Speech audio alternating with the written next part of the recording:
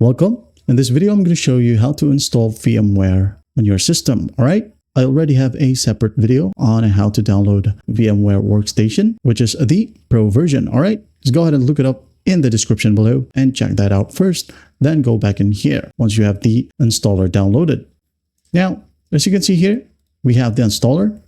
Just go ahead and right click on it and hit on Run as Administrator. There will be a pop-up. Just click on Yes. And the installation process will begin shortly. It says here, preparing to install. Now on this page, let's just go ahead and tap on Next. Accept. Hit on Next. Next. You can untick both of these if you don't want VMware to check for new versions once you open up your system. All right, I'm going to untick this one and untick Join the VMware Customer Experience Improvement Program. Just hit on Next. Next. Install. Now let's just wait for it to finish. It's done. I'm going to hit on Finish. And VMware Workstation Pro should load shortly. If not, just go ahead and locate the shortcut. Double click on it. And there you have it.